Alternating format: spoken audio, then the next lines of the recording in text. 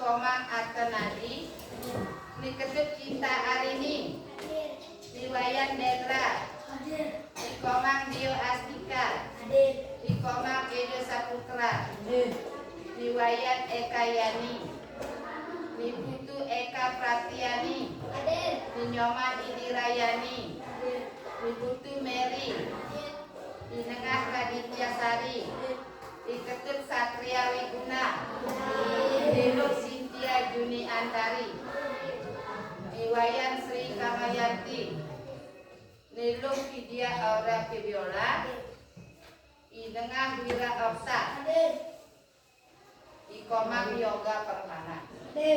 Nah, dari 19 orang cuma Satria Wiguna yang tidak hadir.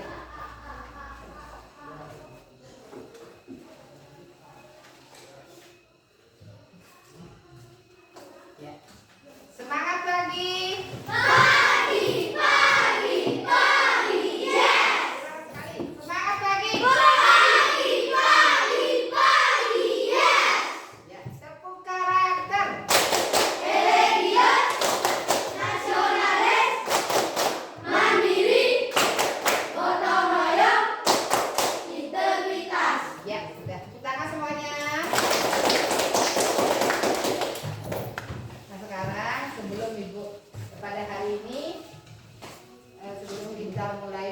Pembelajaran, mari kita mengucapkan doa terlebih dahulu. Berdiri semua.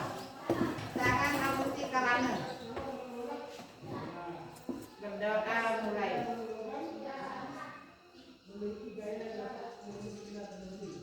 Doa selesai. Mana sudah belajar? Pelajaran apa yang dipelajari sekarang? Kemarin-malam belajar? Benar apa? Benar belajar apa? Hah? Siapa yang nggak belajar angkat tangan? Hah? Jangan berbohong. Ingat itu anak-anak sebagai siswa harus melaksanakan kewajiban sebagai siswa yang apa? Belajar. Nah, sekarang sebelum kita lanjut ke materi, apakah anak-anak masih ingat pembelajaran yang sudah kita jelaskan pada satu minggu yang lalu, yaitu tentang apa itu? Tentang weda. Masih ingat tentang weda? Nah, masih? Kalau masih, siapa yang masih ingat apa itu weda? Angkat tangan. Ya, coba Edo. Jangan takut salah. Weda itu adalah kitab suci agama Hindu. Ya, weda itu kalau di sebelum weda itu adalah kitab suci agama Hindu, benar itu. Tetapi weda itu secara etimologi itu weda itu berasal dari kata wid, ya, akar wid yang artinya mengetahui atau pengetahuan. Itu dah weda apa yang dijawab oleh Edo itu benar. Weda itu adalah termasuk kitab suci agama Hindu. Ada juga weda itu dapat dibagi dua, yaitu weda suci dan weda semerti. Weda suci itu dapat juga dipaparkan ada bagiannya, dan weda semerti ada juga bagian-bagiannya. Ingat itu di Indonesia kan ada beberapa atau 6 agama ya. Nah, itu juga mempunyai sama seperti kita mempunyai kitab suci, tapi namanya berbeda, tapi isinya sama. Anak-anak tahu? Anak-anak apa namanya? Bisa menyebutkan kitab-kitab suci agama yang lain? Ada yang tidak hafal? Ada siapa? Coba kitab suci agama Hindu apa? Kitab suci agama Hindu? Islam? Al-Quran. Kristen? Injil. Apa lagi? Buddha? Tripita? Nah, itu semua agama yang ada di Indonesia itu mempunyai kitab suci. Sama seperti kita, kitab suci agama Hindu adalah Weda.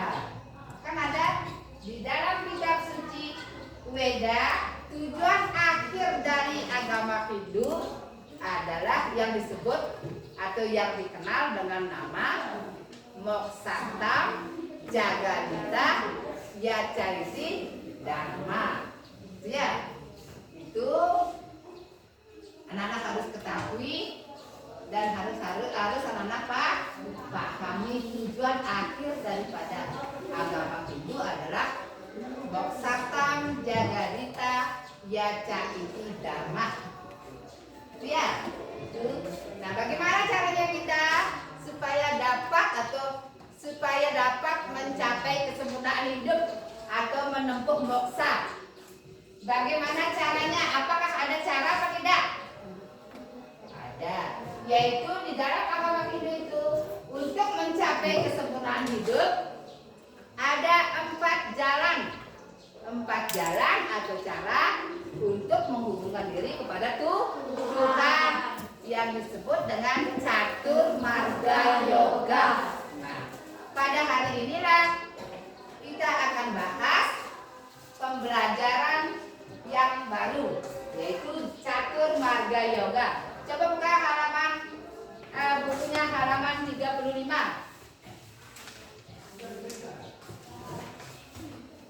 Udah?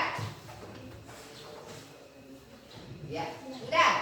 Sekarang anak ibu kasih baca 5 menit. Nanti kita bahas bersama-sama.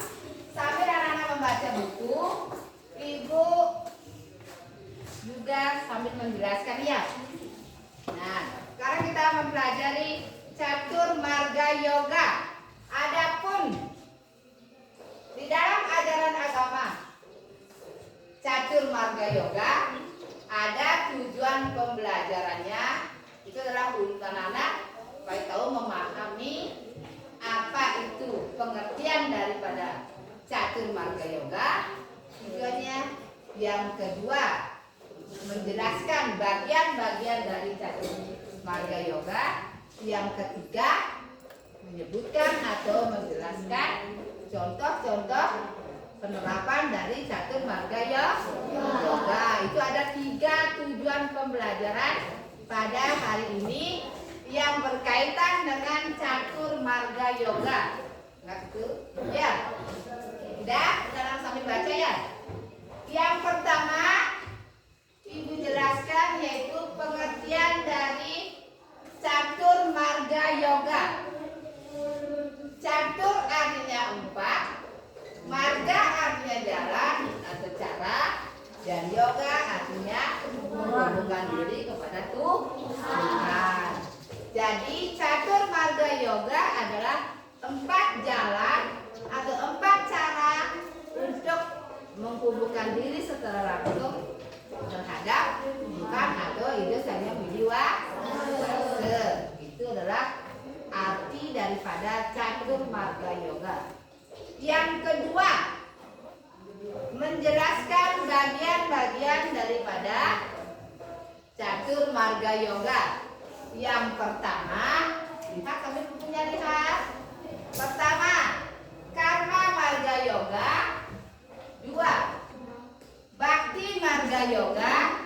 Ketiga, Jnana Marga Yoga. Dan yang keempat, Raja Marga Yoga. Keempatnya itulah disebut dengan Catur Marga Yoga. Itu ada 4 bagian ya. Nah, sekarang yang pertama pengertian daripada Karma Marga Yoga. Karma Marga Yoga terdiri dari 2 kata, yaitu karma dan marga. Karma artinya perbuatan, marga artinya jalan. Nah, dengan cara jalan berbuat baiklah kita dapat mencapai moksa. Yang kedua, Bhakti Marga. Bhakti artinya sujud bakti kepada Tuhan. Marga artinya jalan. Itu sama Bhakti Marga Yoga itu adalah dengan rasa sujud bakti, dengan rasa cinta kasih, dengan rasa kasih sayang kita kepada Tuhan, bisa juga mengantarkan kita mencapai moksa. Yang ketiga yaitu Jnana Marga Yoga. Nah, Jnana yaitu artinya ilmu pengetahuan, marga juga jalan. Maksudnya dengan cara membaca, kitab-kitab suci Weda, menuntut ilmu, mempelajari ilmu pengetahuan, bisa juga mendapat menghantarkan kita ke terhadap Tuhan. Yang terakhir, Raja Marga Yoga. Ini dengan cara apa? Dengan cara berata tapa yoga semedi. Dia bisa mengendalikan dirinya dari kebebasan lahir batin, dari kebebasan rohaniah. Dia dapat mencapai moksa dengan cara berata tapa yoga semedi. Itu adalah sudah Ibu jelaskan pengertian daripada bagian-bagian dari catur marga yoga. Nah sekarang orang yang selalu berbuat baik terhadap orang lain, orang tua, dengan teman-teman yang lain disebut dengan amin. Yang kedua, orang yang selalu bersujud bakti, bersembahyang, maksudnya bersembahyang dengan cara hari-hari tertentu atau setiap harinya, yaitu dia menghancurkan sesajen, menghancurkan doa-doa, itu masih dipakai. Ya, disebut dengan orangnya disebut dengan Nah, yang ketiga, orang yang selalu membaca, mempelajari ilmu pengetahuan, mencari-cari sumber-sumber dari ilmu pengetahuan, disebut dengan jenah. Yang terakhir, Raja Marga Yoga adalah orang yang sudah mampu mengendalikan dirinya dari keterikatan kerohanian, disebut dengan yogi. Ingat ini orangnya, ya perannya ini orangnya, orang yang selalu berbuat baik tanpa pamrih, disebut dengan karmin. Ini karma perbuatan sudah dilaksanakan, dikenal dia dengan karmin. Contohnya, Edo selalu memberikan uang kepada orang yang tidak punya, berarti itu namanya karmin. Sama juga seperti yang tadi, bakti orangnya fakta, jenanin, sedangkan yoga orangnya yogi. Itu sudah jelas? Sudah tadi pengertian dari bagian-bagian catur marga yoga. Sudah?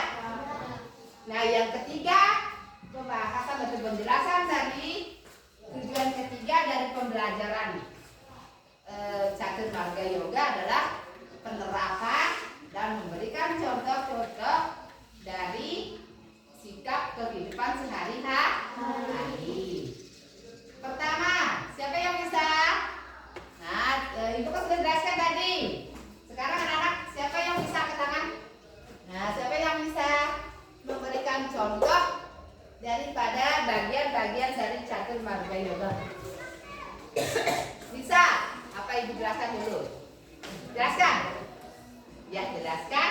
Yang pertama, contoh dari penerapan sikap dari ajaran catur marga yoga. Yang pertama, karma marga yoga, yaitu tanpa pungutan imbalan, tanpa pamrih, yang dilaksanakan dengan tulus ikhlas. Contohnya apa? Kalau di pura, di tengah ngayah. Anak-anak sering ngayah, kan punya peseraman, bisa membuat kelakat, bisa membuat senggui, yang perempuan bisa membuat canang sari, membuat ketupat. Itulah penerapan perbuatan yang berbentuk pekerjaan yang tanpa imbalan atau tanpa pamrih. Yang kedua, contohnya apa? Bakti kita sujud tidak kepada Tuhan. Apa contohnya? Adalah dengan cara bersembahyang. Anak-anak pernah bersembahyang? Ya, berapa kali dalam sehari? 2. Hah? 1. Berapa? 1. Nih, 3. Ya, disebut dengan perisadir. Anak-anak itu juga termasuk penerapan sikap dari bakti marga yoga dengan cara mempersembahkan sujud bakti, yaitu dengan cara bersembahyang. dengan cara berseri sambil dengan cara mengucapkan mantra-mantra, doa-doa dari kitab suci. Itu contoh daripada penerapan dari Bhakti Marga Yoga. Yang ketiga yaitu Jnana Marga Yoga. Itu adalah penerapannya itu adalah dengan cara apa? Membaca buku, belajar dengan rajin, apalagi mencari sumber-sumber kitab suci. Sudahkah pernah lakukan? Sudah pernah lakukan? Sudah. Tolong yang masih belum belajar, buka bukunya itu ya. Yang keempat, Raja Marga Yoga, yaitu adalah penerapannya apa? Dengan cara apa? Secara langsung dengan cara melakukan Prata Tapa Yoga Semedi. Dengan cara apa melakukan semedi? Dengan cara upawasa seperti yang dilakukan dalam Hari Raya Nyepi. Nah itu juga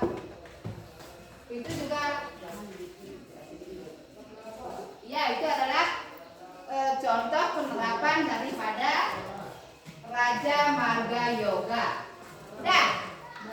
Nah sudah Ibu jelaskan dari pengertian Catur Marga Yoga, bagian-bagian dari Catur Marga Yoga, dan penerapan contoh dari ajaran Catur Marga Yoga. Nah, sudah jelas? Sudah? Sudah paham? Ada yang belum ngerti? Nah, pokoknya yang belum ngerti bertanya, jangan takut ya. Ada yang mau tanya? Sebelum Ibu lanjutkan nanti ke Udah jelas? Udah? Berarti ingat itu di dalam agama Hindu tidak ada unsur paksaan, tidak ada unsur keharusan untuk dapat mencapai moksa.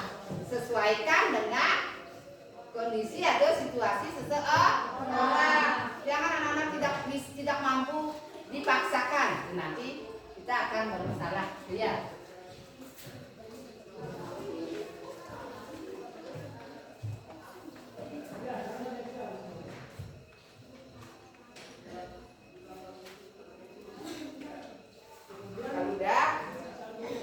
Sudah ada bertanya? Cukup jelas?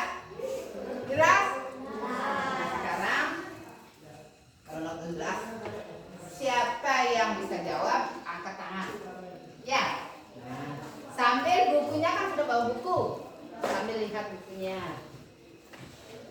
Udah. Dari sini apa dari ingat itu? Sudah siap dengan tugas yang diberikan nanti? Ya kalau enggak itu jangan begini. Yang pertama yang disebut dengan Catur Marga Yoga adalah angkat tangan siapa yang bisa? Coba Ide. Apa yang dimaksud dengan Catur Marga Yoga? Menunjukkan perilaku jujur, disiplin, tanggung jawab, saking peduli dan percaya diri dalam berinteraksi dengan keluarga atau teman, guru, dan tetangga serta cinta damai. Catur Marga Yoga, pengertian dari Catur Marga Yoga. Ya. Pengertian dari Catur Marga Yoga. Kata catur artinya empat, marga artinya jalan, yoga artinya hubungan. Jadi Catur Marga Yoga adalah Empat. siapa angkat tangan? Siapa bisa? Jalan untuk menghubungkan diri dengan Tuhan. Ya, 4 jalan atau cara untuk menghubungkan diri dengan Tuhan. Nah, sebutkan bagian-bagian dari Catur Marga Yoga, Wira. Iya, dia. Karma Marga Yoga. Iya. Iya. Lagi satu. Raja Marga Yoga. Siapa yang bisa menyebutkan, memberikan contoh singkat daripada bagian-bagian dari Catur Marga Yoga? Angkat tangan. Siapa?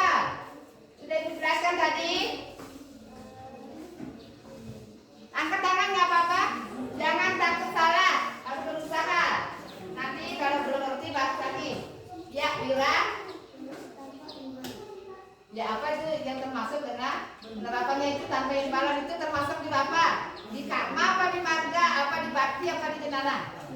Ya tepuk tangan untuk Kira.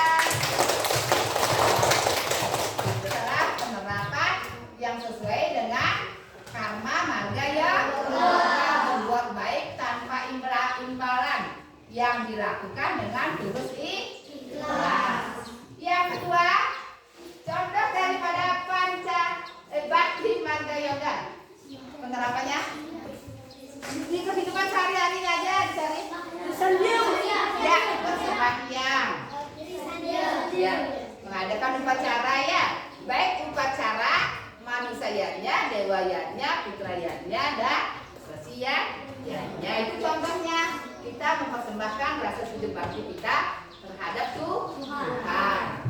Yang ketiga ini anak sudah lakukan setiap hari yaitu belajar. Ini pernah anak? Belum ya, belum ini. Nah ini berarti bukannya tidak bisa. Ini harus yang sudah melakukan itu adalah termasuk orang-orang suci yang sudah berpikiran bernalarnya sudah tinggi. Ya, ini ingat itu di dalam agama Hindu tidak ada unsur pemaksaan. Tidak ada unsur keharusan. Sesuaikan dengan keadaan dengan diri sendiri. Kalau kita mampu, ya laksanakan. Kalau tidak, ya kita jalani sedikit demi sedikit. Udah jelas? Udah. Ada yang bertanya? Nah, sekarang kalau tidak ada bertanya, Ibu akan memberikan anak tugas. Apa yang jawablah apa yang sudah Ibu jelaskan tadi, anak-anak menjawab di lembar kerja ini ya. Sudah siap? Perlu dijelaskan lagi? Sudah siap apa bagaimana? Apa dijelaskan kembali lagi? Sudah siap. Sudah siap. Ya. Ini Ibu bagikan. Nah ini contoh ya contoh soal ada 10 PG 5 dan isian 5.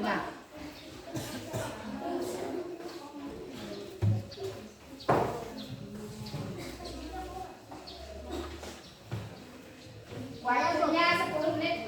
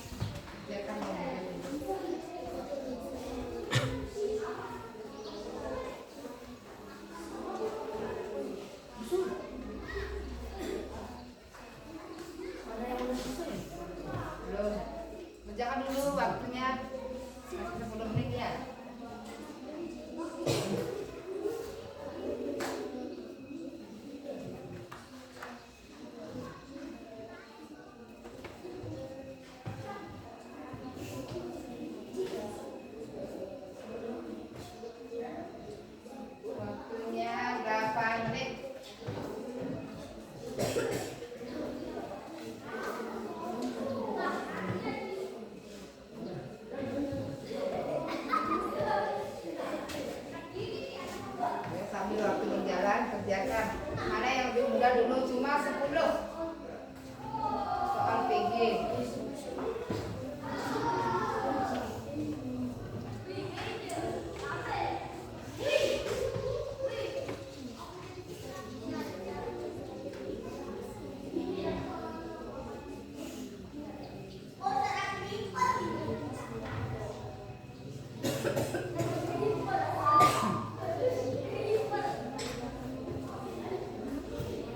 Udah, ada yang selesai?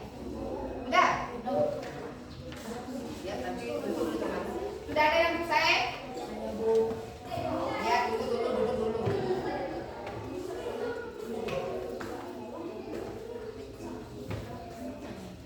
Waktunya lagi 4 menit.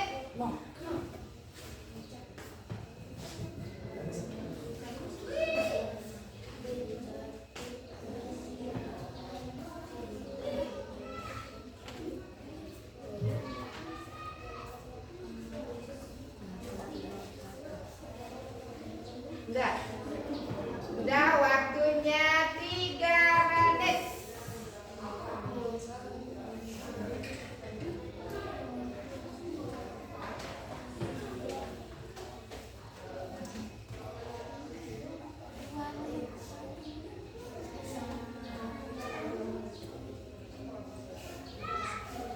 Udah. Waktunya habis. Sudah habis. Sudah. Sudah dikasih nama? Sudah dikasih nama?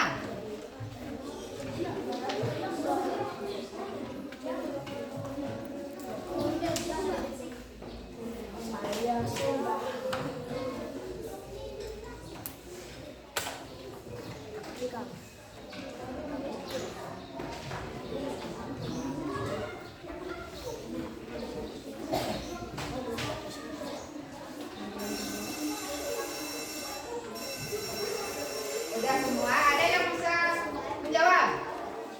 Siapa yang tidak bisa menjawab? Hah? Berarti yang masih kurang. Berarti anak-anak tadi penjelasan ibu itu kurang cermat. Apa yang ibu kasih pada lembar pertanyaan? Sudah dari penjelasan ibu dulu. Ada yang bertanya? Tidak. Ada yang bertanya? Tidak. Sudah paham? Kalau demikian, baik, kalau kita anak sudah paham tentang penjelasan ibu tutup dengan pramesati.